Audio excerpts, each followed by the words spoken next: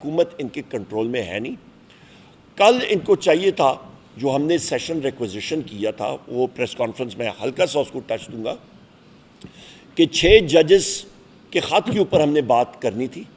اس کے اوپر چاہیے تھا کہ اسحاق ڈار جو فارن منسٹر ہیں وہ یا کسی اور کابینہ منسٹر کو وہاں پہ بھیج دے اور پالیسی سٹیٹمنٹ دیتے ایران اور اسرائیل پہ، پر ان کو تو ان چیزوں سے فرصت نہیں ہے. وہ تو اپنے مزوں میں یہ سارے کے سارے وزراء لگے ہوئے ہیں. دوسری اہم بات میں کہتا چلوں کہ سعودی ڈیلیگیشن پاکستان آیا ہے. ہم لوگ ان کو اہلاً و سہلاً کہتے ہیں، ویلکم، خوش آمدید. اور ہمیشہ سعودی عربیہ نے پاکستان کا ساتھ دیا ہے اور وہ انویسٹمنٹ کے لیے یا پاکستان میں سرمایہ کاری کے لیے آ رہے ہیں. تو ہم لوگ پاکستان میں کوئی بھی سرمایہ کاری کرے وہ پاکستان کی عوام کے لیے سرمایہ کاری کریں گے. پاکستان میں پیسے کی ریل پیل ہوگی، کاروبار چلے گا. ہم لوگ بحیثیت پارٹی اس کو ویلکم کرتے ہیں، بحیثیت اپوزیشن ویلکم کرتے ہیں. پر یہاں پہ ایک مسئلہ ہے یہ خواتین و حضرات کہ یہاں پہ جس ملک میں بزنس، انٹرنیشنل بزنس میں پہلے چیپٹر میں پڑھایا جاتا ہے کہ جس ملک میں آپ سرمایہ کاری کے لیے جائیں گے وہاں پہ آپ دیکھیں کہ آپ کا رول آف لا ہے کہ نہیں ہے، آئین اور قانون کی بالادستی ہے یا نہیں ہے. تو ہمارے بین الاقوامی دنیا سے اور بالخصوص سعودی عربیہ یا امارات سے ہمارے انویسٹرز، ہمارے بھائی بہنیں یا آ کے پاکستان میں انویسٹمنٹ کریں، ہم لوگ ان کو خوش آمدید کہتے ہیں.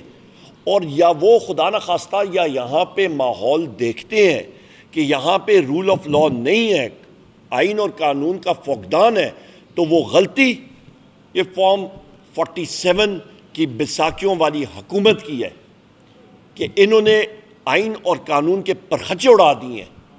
جس ملک میں جج صاحبان یہ خط لکھیں کہ انٹیلیجنس کے آپریٹیوز آ کے ہم پہ پریشر ڈال رہے ہیں کہ قیدی نمبر 804 وزیر اعظم پاکستان عمران خان صاحب، بشرا بی بی، شاہ محمود قریشی صاحب، چودھری پرویز الہی صاحب، ہماری خواتین جو پابند سلاسل ہیں، ہمارے مرد حضرات پابند سلاسل ہیں، ہمارے 106 حضرات جو ملٹری کورٹس میں ہیں، ان کے کیسز کے اوپر وہ اثر انداز ہوں. تو انویسٹر جو ہے خواتین و حضرات وہاں سے پھر وہ 10 بار سوچتا ہے. تو غلطی ہمارے حکمرانوں کی ہے، اس وقت انویسٹرز کی نہیں ہے. سو لہٰذا یہ میں واضح کرتا چلوں. اور یہاں پہ ہم لوگ یہ بھی ڈیمانڈ کرتے ہیں کہ جو فیض آباد انکوائری رپورٹ آئی ہے وہ پبلک ہونی چاہیے اور سامنے آنی چاہیے.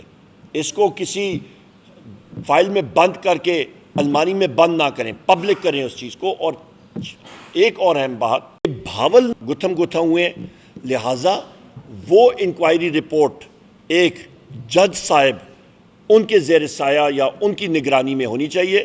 دودھ کا دودھ، پانی کا پانی ہونا چاہیے، اور جو لوگ اس میں قصوروار ہیں ان کو کیفر کردار تک پہنچانا چاہیے.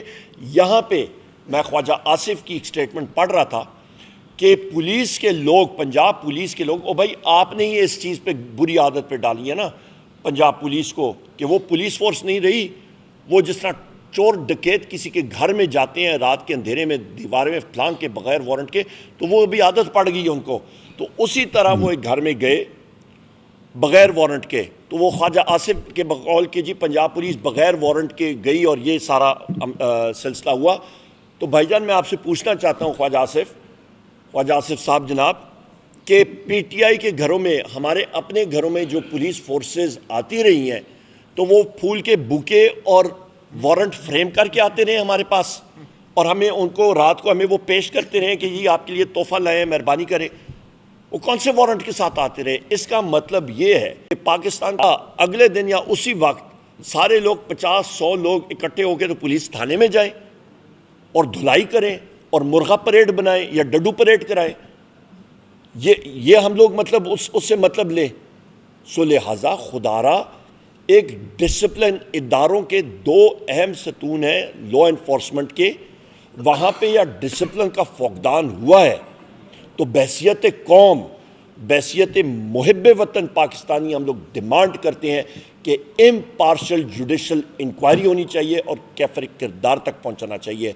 آخری امپورٹنٹ پوائنٹ کہ الحمدللہ رب العزت کی مہربانی کے ساتھ ہماری 6 پارٹیز کا الائنس یعنی اتحاد وہ بن چکا ہے، اور تحریک تحفظ آئین پاکستان کے نام سے اور ان ساری پارٹیوں کے ہمارے جو صدر ہیں وہ محمود خان اچکزئی صاحب ہے، اور ہمارا ایک ہی وہاں پہ ٹارگٹ ہے کہ پاکستان میں آئین اور قانون کی بالادستی صاف شفاف طریقے سے ہونی چاہیے۔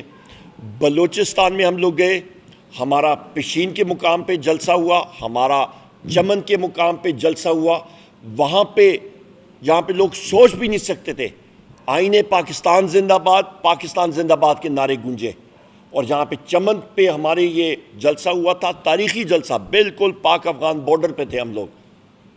میں چیلنج کرتا ہوں حکومت کی کسی پارٹی کو جا کے وہ انہی دو جگہوں میں اپنا جلسہ کر کے دیکھیں۔ میں ان کو کھلا چیلنج آج اسی جگہ سے، یہ پیپلز پارٹی ہوگی یا مسلم لیگ نون ہوگی، یہ جا کے چمن میں اسی جگہ پہ جلسہ کر کے دیکھیں، یہ پشین میں اسی جگہ پہ جلسہ کر کے دکھائیں۔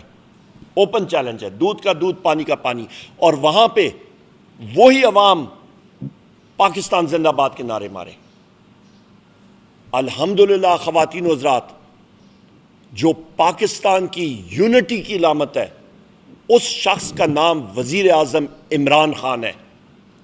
لوگ بلوچستان کے ہوں، خیبر پختونخوا کے ہوں، پنجاب کے ہوں، آزاد کشمیر کے ہوں، گلگت بلتستان کے ہوں، سندھ کے ہوں، ان کے دلوں میں وزیر اعظم عمران خان صاحب کا نام ہے، اور وہ یونٹی کی علامت ہے۔ خدا را نہ دیوار کے ساتھ لگائیں۔ بلوچستان میں حکومت کو ہوش کے ناخن لینے چاہیے، محرومی ہے، وسائل انہی جگہوں پہ استعمال کریں جہاں پہ وہ وسائل آپ کو دریافت ہوتے ہیں، ملتے ہیں، ان لوگوں کو سامنے لائیں۔